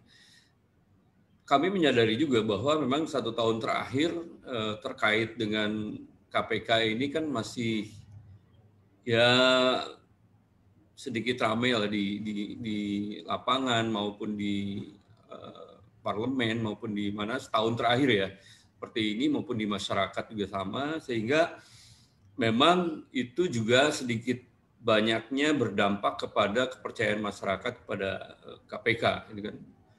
Tetapi setahun terakhir ini juga kami juga ingin berkomitmen dan ingin membuktikan kepada masyarakat bahwa apa yang masyarakat anggap terhadap kinerja kami, ingin kami buktikan bahwa itu salah. Gitu kan, sini. Terakhir pimpinan kami juga sudah mencanangkan 3 hal terkait strategi untuk bagaimana pemberantasan korupsi ke depan ini di sini ya. Dari sektor pendidikan kita galakan lagi gitu kan sini, karena harapannya kalau dengan sektor pendidikan ini lebih ditonjolkan atau diberdayakan kepada masyarakat khususnya dan stakeholder terkait, harapannya nanti ke depan tidak akan ada yang mau untuk melakukan korupsi gitu kan ya sini ya. Lalu di sektor pencegahan juga demikian, kita lakukan beberapa pencegahan yang bisa dilakukan oleh semua stakeholder, dengan ya. Itu harapannya nanti dengan perbaikan sistem, kemudian dengan beberapa rekomendasi yang kami berikan, harapannya nanti orang juga yang akan melakukan korupsi jadi nggak bisa, ya, karena sistemnya sudah dikunci semua. Tapi jangan lupa juga bahwa dari sektor penindakan tetap jalan, gitu kan, supaya ada efek jera atau ada efek ketakutan dari siapapun juga yang akan melakukan korupsi. Jadi 3 hal itu pimpinan kami memprioritaskan ke 3 hal tadi, pendidikan, pencegahan maupun penindakan gitu di sini. Dan berupaya sebetulnya yang kami jalankan sekarang ini adalah bahwa agar uang negara ini tepat sasaran, gitu kan, tepat guna terhadap khususnya kepentingan masyarakat gitu di sini. Kemudian semaksimal mungkin mengembalikan uang negara tadi yang bukan haknya oleh yang melakukan korupsi tadi sebanyak-banyaknya dikembalikan lagi ke negara. Demikian juga kami semaksimal mungkin mencegah potensi-potensi uang negara yang bisa dikorupsi. Jadi 3 hal tadi dilakukan gitu kan di sini ya. Bagaimana uang itu dialokasikan, digunakan untuk sebesar-besarnya untuk kepentingan masyarakat, tapi di lain pihak kami juga mencoba dengan semaksimal mungkin untuk mengembalikan uang negara yang bukan haknya kepada negara dan mencegah potensi-potensi kerugian negara yang bisa dilakukan melalui sistem tadi. Jadi itu upaya-upaya yang kami lakukan. Kemudian yang kedua terkait dengan tadi hasil surveinya menunjukkan bahwa sektor yang paling korup gitu kan, instansi yang paling korup gitu kan ya ini. Ya mungkin itu masih sejalan juga dengan apa yang sudah dilakukan oleh teman-teman di penindakan, terutama ya di penindakan di KPK, bahwa kalau memang parlemen masih dianggap paling tinggi, tapi kalau dari jumlah gitu kan ya, kalau dari jumlah yang dilakukan oleh teman-teman penindakan KPK, sebenarnya sekarang yang paling tinggi itu bukan dari parlemen tapi dari swasta gitu kan ya ini. Kalau dari segi kuantitas ya, jumlah yang paling banyak itu sekarang yang katakanlah ditindak oleh teman-teman KPK itu adalah justru dari swasta gitu kan ya ini ya. Walaupun ada keterkaitannya tadi dengan teman-teman di parlemen maupun di pemerintah, baik di pusat, provinsi maupun di daerah gitu kan. Tapi itu masih ada kaitannya dan masih pas lah gitu kan ya dengan apa yang sudah dilakukan oleh KPK. Hasil survei tadi menunjukkan memang masih di sektor parlemen dan teman-teman di swasta terutama di sini. Nah, Bapak dan Ibu sekalian, terkait dengan hasil survei GCB tadi juga terkait dengan bagaimana menyelaraskan dan mengevaluasi kepada KPK sendiri terkait dengan kebijakan-kebijakan dan program di KPK. Kalau tadi dikaitkan dengan hasil surveinya bahwa ternyata dari sektor politik juga cukup besar gitu kan ya, dengan money politik dan lain-lain gitu sini ini. Mungkin perlu saya sampaikan juga bahwa 3 pilkada terakhir itu kan 2015, 2016 dan 2018 KPK juga pernah melakukan semacam survei gitu kan ya terhadap calon-calon kepala daerah yang tidak terpilih lah, kira-kira seperti itu ya. Kita ingin tahu sebetulnya harta yang mereka miliki berapa pengeluaran, apakah selaras atau tidak.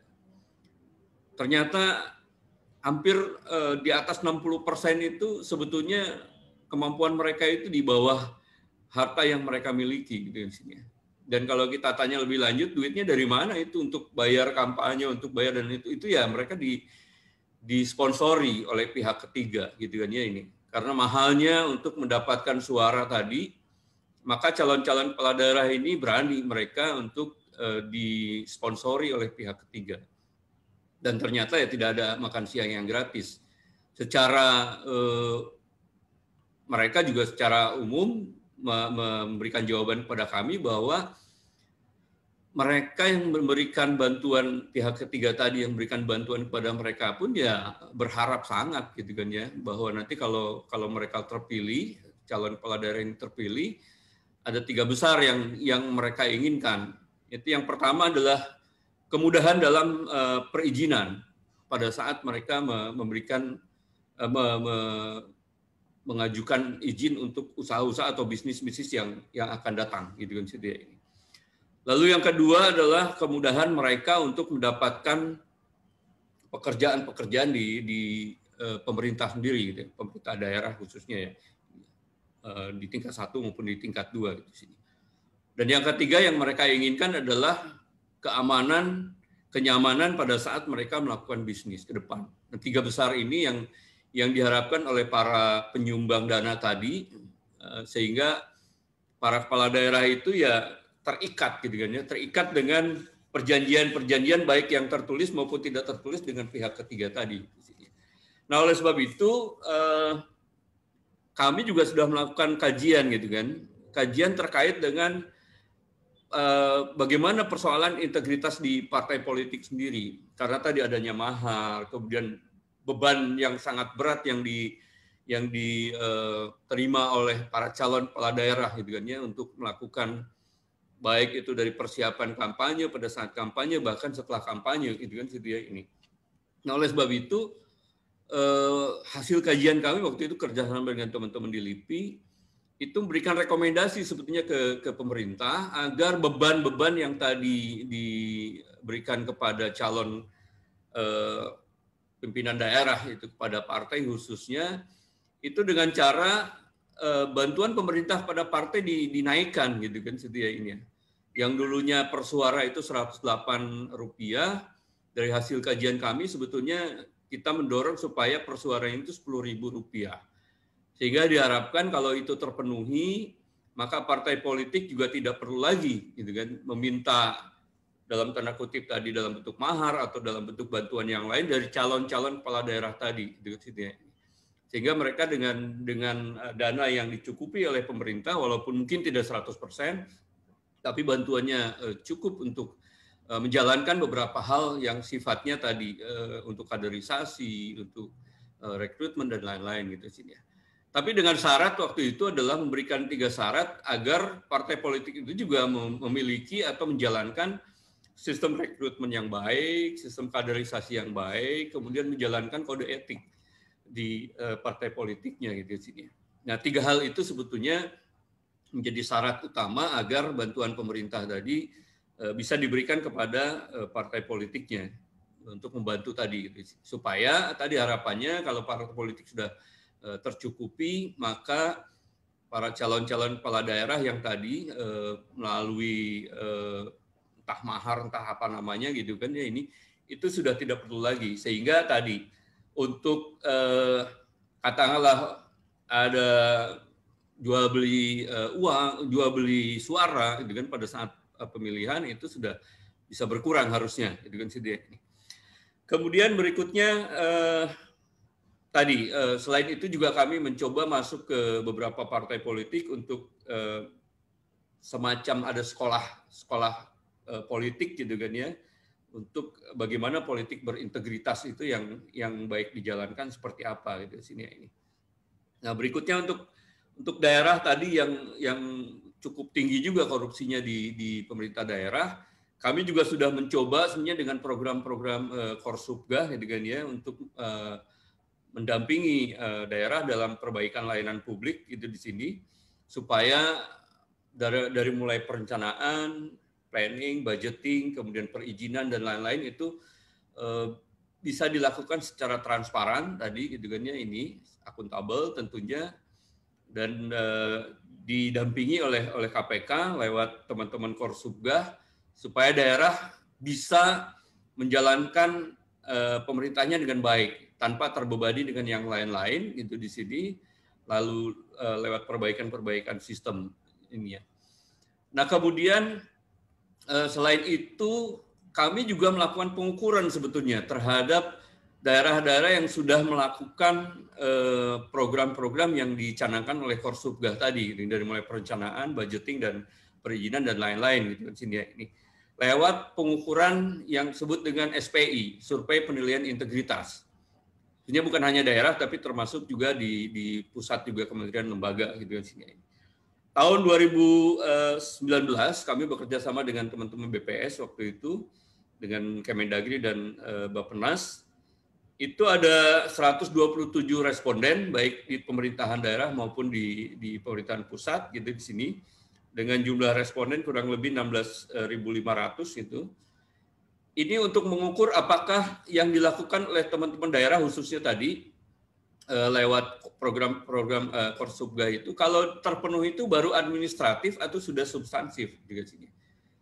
secara administratif mungkin PTSP-nya sudah bagus gitu kan, dan lain-lain sudah bagus. Tapi ternyata setelah diukur oleh SPI masih ada tuh suap gitu kan ya ini ya. Dari pihak, karena di SPI kan melakukan yang dijadikan responden itu adalah internal lembaga sendiri, kemudian eksternal yang mendapatkan layanan dari lembaga tersebut, kemudian juga pihak ketiga dari expert yang paham tentang lembaga tersebut atau pemerintah daerah tersebut. Jadi tiga nilai itu kita kombinasikan sehingga keluar sebuah nilai bagi institusi tersebut gitu. Dan hasilnya seperti itu tadi. Jadi program-program yang sudah dibuat Korsubgah melalui penilaian MCP gitu di sini mungkin sudah baik secara administrasi gitu, tapi secara substansi ternyata belum baik, masih ada kekurangan-kekurangan. Ini kombinasi yang kita buat sehingga harapannya gitu apa yang diupayakan lewat Korsubgah tadi ke daerah khususnya maupun di pemerintah pusat dalam melayani publik itu sudah berjalan dengan baik secara administrasi maupun secara substansi gitu. Dari SPI ini misalkan untuk pemerintah daerah ada beberapa yang kita berikan rekomendasi misalnya dengan hasil SPI ini yang memang mungkin tadi sejalan juga dengan hasil survei dari GCB ini, diantaranya adalah terkait dengan pengaturan konflik kepentingan gitu kan ya ini. Ini hampir semua daerah tidak punya aturan-aturan terkait dengan konflik kepentingan. Bukan hanya di PBJ saja gitu kan ya, tapi di hal-hal sifatnya tugas-tugas menjalankan tugas-tugas keharian di pemerintahan di daerah maupun di DPRD-nya itu di sini. Maka ini pengaturan dan pengelolaan konflik kepentingan itu belum ada gitu kan. Makanya kita dorong agar mereka memperkuat yang sudah ada, yang kalau yang belum ya harus segera dibuat gitu kan sini ya ini.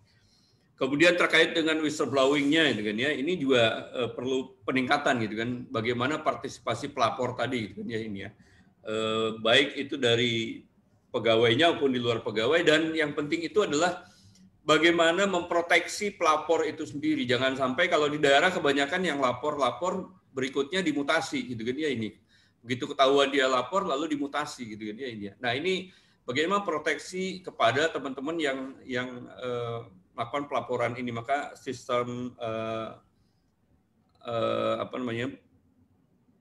sistem untuk blower tadi itu bagaimana gitu kan pembuatannya itu. Lalu yang berikutnya adalah tadi terkait dengan yang sudah diungkapkan oleh Pak Rumadi juga, bagaimana ASN ini sanksi terutama itu ya. Yang paling baik itu adalah dilakukan dulu oleh teman-teman APIP gitu kan ya sini. Tapi kalau itu sudah tindaknya pidana ya tentunya APIP juga harus berkoordinasi dengan teman-teman APH baik kepolisian maupun kejaksaan gitu kan. Tapi semaksimal mungkin sebetulnya kalau bukan ranah pidana, baik itu perdata itu bisa langsung ditangani oleh teman-teman di APIP gitu kan. Saya kira itu Bapak dan Ibu sekalian yang bisa saya sampaikan. Saya lagi terima kasih, dan KPK membuka diri itu di sini di dalam melaksanakan tugasnya. Tentunya kami juga sangat membuka diri atas masukan-masukan sebagai refleksi bagi kami terhadap kinerja kami juga gitu di sini, sehingga ke depan tentunya KPK ingin lebih memperlihatkan kinerjanya yang jauh lebih baik itu di sini ya ini, dan tentunya lewat GCB atau mungkin juga kita punya IPAK gitu kan ya, indeks perilaku korupsi, maupun tadi SPI ini bisa saling mengisi gitu kan ya terhadap kinerja-kinerja yang perlu ditampilkan atau perlu ditingkatkan selama ini ataupun ke depan. Saya kira itu dari kami. Terima kasih. Assalamualaikum warahmatullahi wabarakatuh. Baik, terima kasih Pak Wawan untuk tanggapannya. Sebelum kita masuk ke sesi tanya-jawab, saya ingin menyapa terlebih dahulu ada Ibu Velia Salim, Board dari Transparency International Indonesia. Kemudian ada Mas Dadang Trisasongko selaku Ex-Sekjen TI Indonesia. Lalu ada Bu Natalia Subagio selaku Board TI Indonesia juga.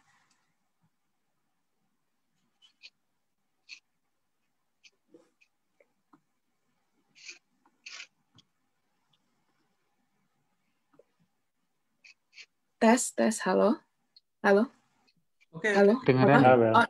Oke, mohon maaf, internet saya agak sedikit terputus.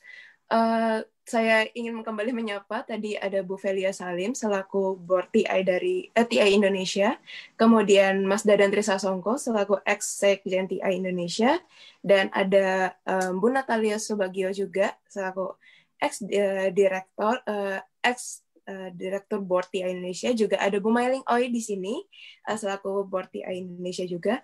Mungkin saya meminta kesediaannya untuk memberikan sedikit tanggapan.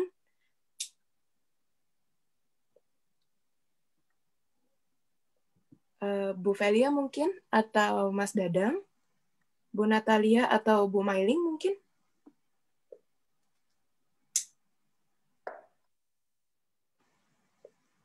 Saya minta kesediaannya. Ya? Lanjut saja. Mas Dadang? Lanjut saja, Beli. Terima kasih. Oh, baik Mas Dadang.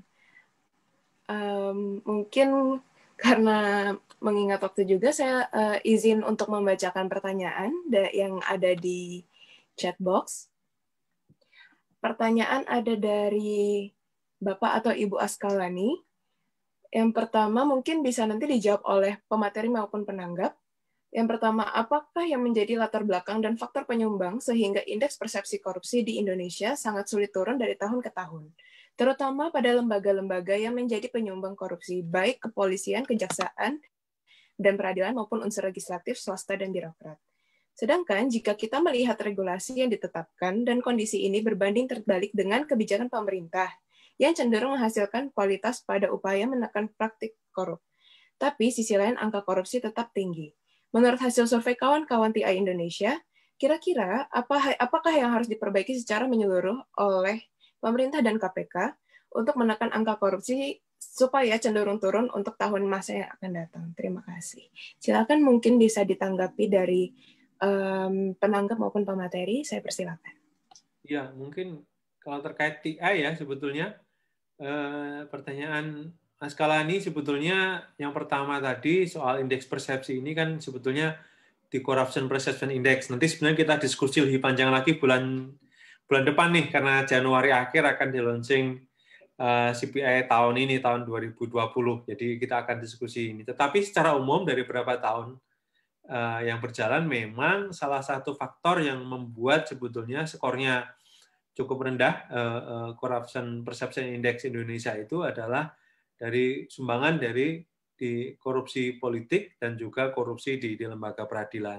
Korupsi politik ini yang dicetak, yang direkam oleh misalnya Variety of Democracy Index, lalu kemudian World Justice Project yang menyoroti soal praktek penyuapan di lembaga peradilan. Jadi sebetulnya kuncinya itu sih sebetulnya kalau mau meningkatkan persepsi korupsi Indonesia. Cuma emang ini kan persoalan yang butuh waktu lama dan juga harus mengkoordinasi banyak pihak. Tadi sudah disebutkan oleh KPK misalnya untuk menekan praktek korupsi politik, ya kita mesti mendorong supaya partai politik transparan dan pada saat yang sama juga meningkatkan subsidi keuangan bagi partai politik. Nah ini yang juga tidak mudah untuk dilakukan karena itu butuh koordinasi berbagai lembaga, di samping juga kemauan partai politik untuk berubah gitu, karena banyak juga partai politik yang tidak mau juga dinaikin sumbangannya gitu. Jadi di satu sisi itu belum tentu dinaikin sumbangannya itu bagus, diterima terbuka juga gitu. Saya kira ini yang menjadi catatan kita, memang butuh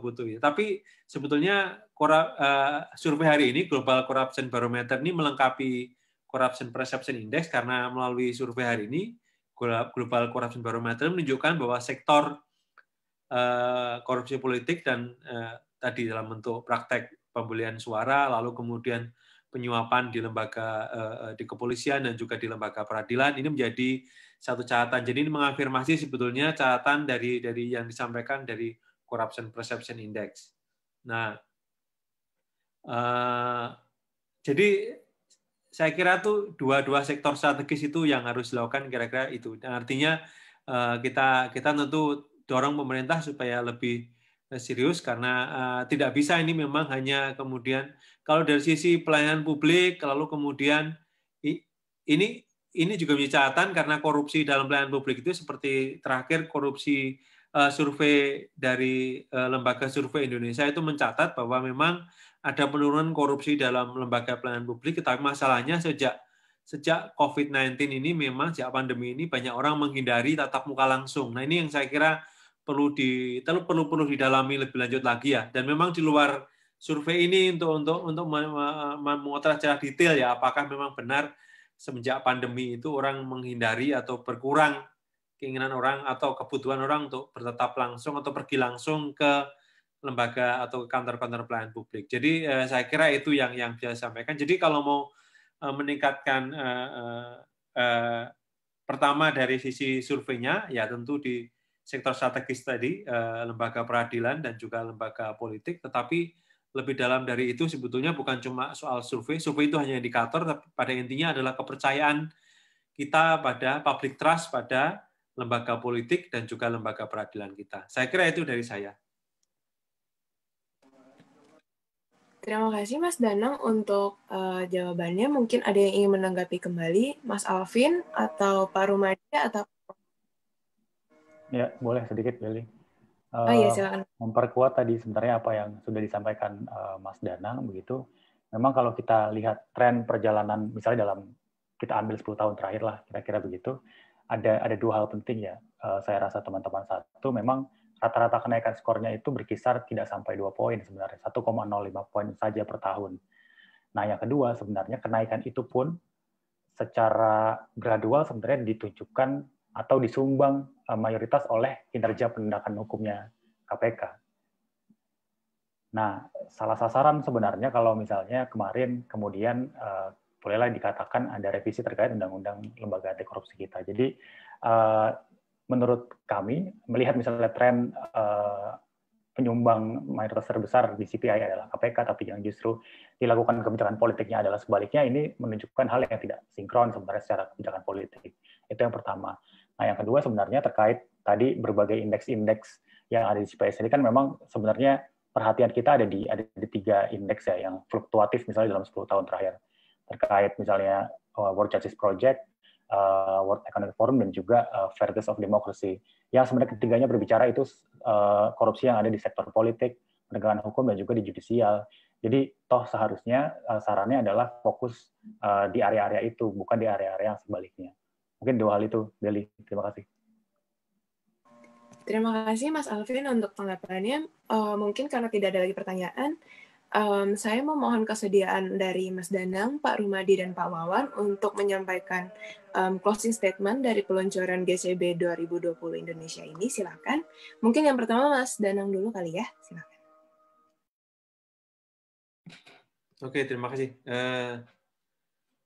Jadi ada hal lain yang tadi diungkapkan dari survei Global Corruption Barometer soal ini ya, kepercayaan masyarakat ya. Artinya walaupun ada ancaman terhadap pembalasan gitu ya, tetapi saya kira cukup banyak masyarakat yang merasa yakin bahwa dan mau berkontribusi dalam pemberantasan korupsi ini.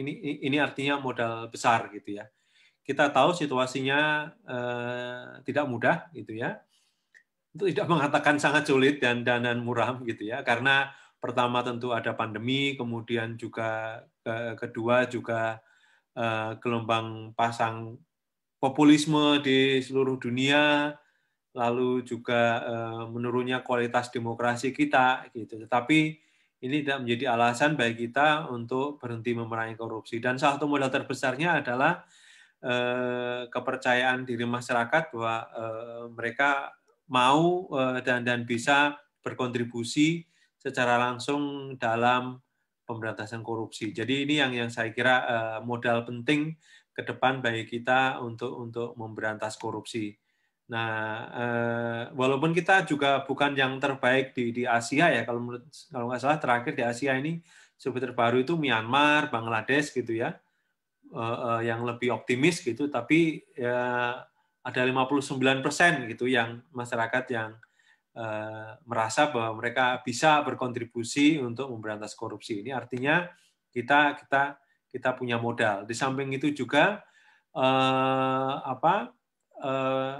persentase warga yang merasa korupsi meningkat di Indonesia ini sekitar 49% ya. Ini lebih rendah dibandingkan dengan Global Corruption Barometer pada tahun 2017 lalu. Artinya, ya walaupun ada banyak persoalan, sebagian masyarakat mungkin masih merasa bahwa korupsi di Indonesia tahun ini dibandingkan tahun 2017 lalu situasinya mungkin sedikit lebih baik gitu. Saya juga agak sulit membandingkan ini karena ini dua survei yang berbeda gitu ya. Waktunya berbeda, kondisinya berbeda, tapi 2016 orang merasa itu sekitar 60%, kalau kemudian di tahun ini 2020 yang merasa korupsi meningkat itu 49% gitu. Nah, apakah ini indikator yang menunjukkan bahwa korupsi di Indonesia ini semakin menurun, dan apakah pemberantasan korupsi yang dilakukan pemerintah telah semakin efektif? Saya kira kita tidak perlu menjawabnya buru-buru karena jawabannya saya kira ada di bulan depan. Ada di Corruption Perception Index, karena itu spesifik akan dibahas di survei berikutnya. Saya kira itu yang saya sampaikan. Jadi the next-nya tunggu sebulan lagi, akhir Januari. Semoga kita bisa luncurkan Corruption Perception Index. Terima kasih. Terima kasih Mas Danang. Mohon maaf untuk Pak Rumadi dan Pak Wawan, saya salah sebentar karena ternyata ada pertanyaan yang masuk di akun pribadi Transparency International Indonesia. Mungkin Mas Alvin atau Mas Danang kembali bisa menjawab. Pertanyaan ada dari... Halo, tes. Ya, oh iya, bisa. Pertanyaannya ada dari Ibu Santi Dewi. Saya ingin bertanya kepada pihak TI Indonesia. Bila dilihat dari survei yang dilakukan oleh TI Indonesia, pelaku yang memberikan suap untuk pelayanan publik malah datang dari orang-orang berusia muda atau milenial. Apakah saat dilakukan survei, turut ditanyakan lebih lanjut, mengapa mereka tetap memilih memberi suap? Sebab publik banyak yang berharap praktik korupsi tidak diikuti oleh anak-anak muda. Justru, anak-anak muda harus membuat terobosan untuk bersikap integritas. Silakan dijawab, waktunya singkat saja. Ya, terima kasih pertanyaannya, Bu Santi Dewi. Saya pikir ada dua respon. Pertama, terkait dengan komposisi usia. Kita melihat dalam konteks itu, memang tidak secara khusus ditanyakan apa alasan teman-teman yang dalam konteks komposisi usia itu ya, kenapa mereka melakukan praktik suap. Tapi kira-kira secara umum, seperti yang tadi sudah disampaikan juga, ada keinginan atau ada benefit yang mereka sudah rasakan bahwa ketika mereka melakukan atau membayarkan suap, itu kualitas pelayanan publik yang akan mereka dapatkan lebih baik secara waktunya lebih cepat, terus kemudian secara kualitasnya juga lebih baik. Nah, kalau kita lihat secara lebih dalam lagi, komposisi usia yang di usia muda tadi memang paling banyak itu ada di suap di layanan pendidikan ya, seperti yang tadi aku sampaikan di awal, yang sangat sebenarnya menyentuh kebutuhan personal mereka sehari-hari. Kalau kita lihat secara umum dari jumlah responden begitu ya. Dan yang kedua tadi betul memang kita tidak bisa secara clear menyatakan bahwa mereka adalah pelaku suap dalam konteks dimensi korupsi secara utuh, karena kita perlu pertimbangkan juga tentu bahwa banyak indikator, banyak hal lain yang kemudian mendorong mereka jadi membayar suap begitu. Jadi penting juga misalnya kita lihat perspektif lain bahwa mereka bisa saja dijadikan korban ya dalam hal ini karena tidak ada alternatif pilihan lain atau minim alternatif pilihan lain ketika mereka akan mengakses layanan publik. Mungkin itu dua responnya, Billy. Oke, baik. Terima kasih Mas Alvin untuk responnya. Saya lanjutkan kembali untuk closing statement-nya. Pak Rumadi, silakan. Ya, terima kasih, Billy. Saya tentu berharap bahwa apa yang di-launching pada pagi hari ini itu bukan hanya menjadi pengetahuan bagi kita, tetapi ini sekaligus menjadi penyemangat bagi kita semua, baik aparat penegak hukum maupun aparatur pemerintahan untuk semakin serius, semakin giat di dalam melakukan pencegahan dan juga pemberantasan korupsi. Saya setuju dengan Mas Danang bahwa saklar atau tempat-tempat yang bisa digunakan untuk sarana korupsi itu terlalu banyak. Tapi tadi misalnya ada 2 arus besar ya, yang kalau 2 arus besar itu kita tangani dengan baik, yaitu soal korupsi politik dan korupsi di sektor peradilan, memang kita semakin akan punya optimisme bahwa persoalan ini ke depan bisa kita atasi dengan sebaik-baiknya. Tetapi kita juga jangan lupa bahwa mekanisme publik untuk terlibat melalui saluran-saluran laporan dan lain sebagainya, dan menurut saya tadi rekomendasinya juga sangat penting untuk bagaimana menumbuhkan keberanian kepada masyarakat membuat laporan ketika dia dikenai misalnya suap atau pungli misalnya, itu harus ditumbuhkan keberanian mereka membuat laporan dan terlibat di dalam proses pencegahan korupsi.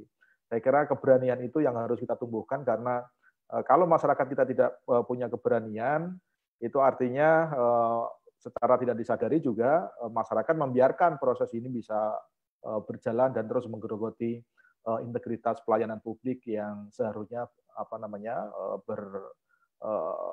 dilakukan dengan fair, dilakukan dengan transparan, tanpa melihat apakah orang itu punya koneksi pribadi atau tidak, apakah orang itu membayar sejumlah uang atau tidak. Gitu. Jadi menurut saya saluran-saluran sarana untuk pelaporan dan menumbuhkan keberanian masyarakat terlibat di dalam proses pencegahan dan pemberantasan korupsi menjadi sesuatu yang sangat penting. Oleh karena itu kerjasama antara pemerintah, aparat penegak hukum, dan juga teman-teman kelompok masyarakat, terutama TI, menjadi sesuatu yang sangat penting. Dan kami dari Kedutaan 5 Kantor Staf Presiden tentu sangat senang dan terbuka dengan informasi-informasi seperti ini, hasil-hasil studi seperti ini, dan akan menjadi bagian dari hal yang harus kami perhatikan. Saya kira itu Mbak Beli yang bisa saya sampaikan sebagai closing statement. Terima kasih. Terima kasih Pak Rumadi untuk jawabannya, closing statement-nya.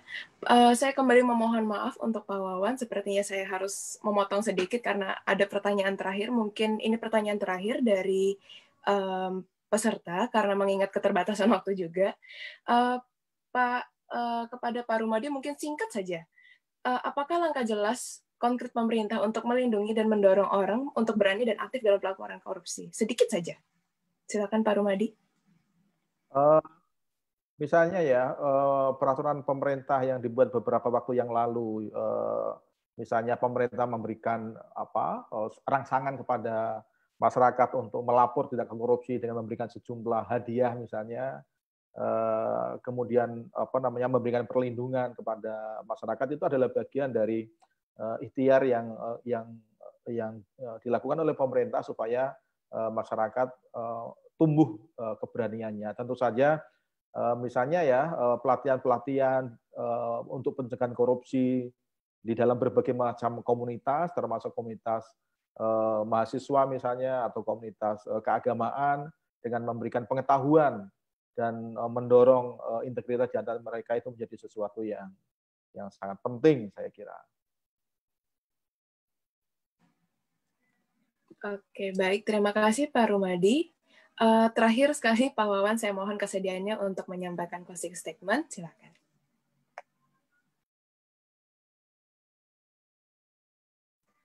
Mohon maaf Pak Wawan. Baik, terima kasih. Mudah-mudahan sudah di-close, jangan dibuka lagi nih. Iya, terakhir Pak. Baik, terima kasih Mas Beli.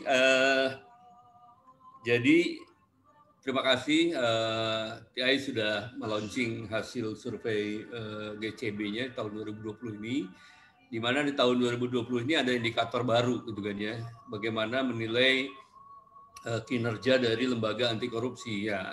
Di Indonesia satu-satunya mungkin KPK ya, yang dinilai oleh masyarakat. Jadi mungkin ini satu hal yang baru, tapi bagi KPK bagus gitu kan ya. Artinya KPK sekarang bukan hanya dilihat dari yang sifatnya umum, tetapi ada yang lebih khusus sekarang menilai dengan angka gitu kan ya. Akan keluar KPK segini persen loh yang ininya dan seterusnya.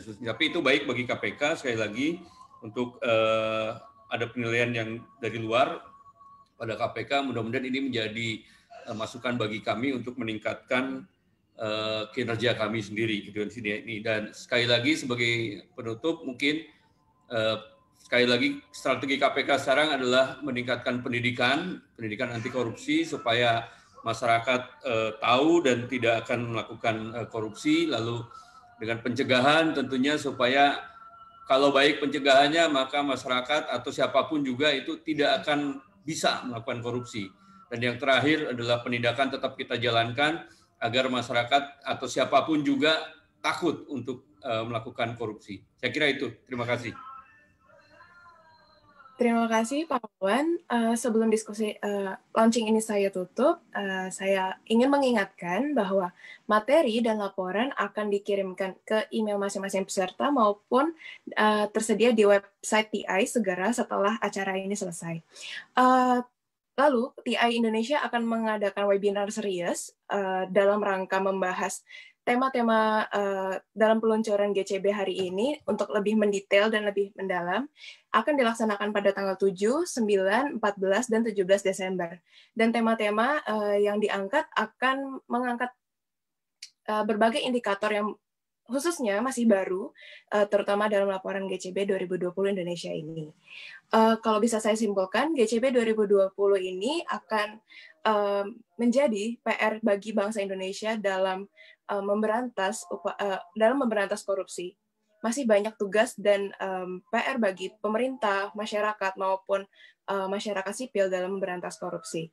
Masyarakat juga tetap harus mengkawal dan sadar bahwa ternyata banyak sekali indikator yang baru maupun lama yang harus tetap masyarakat kawal dalam upaya memberantas korupsi. Mungkin itu saja yang bisa saya sampaikan. Atas kesediaan waktu untuk bergabung dalam launching laporan GCB 2020 ini, saya ucapkan terima kasih dan selamat siang.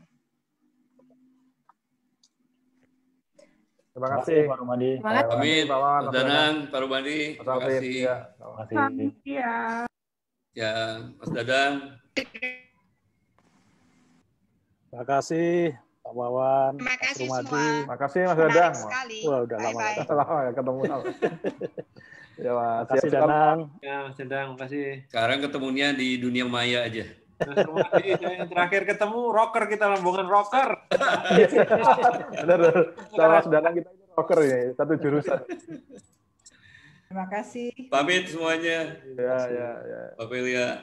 Yuk, terima kasih. Bagus sekali diskusinya. Terima kasih.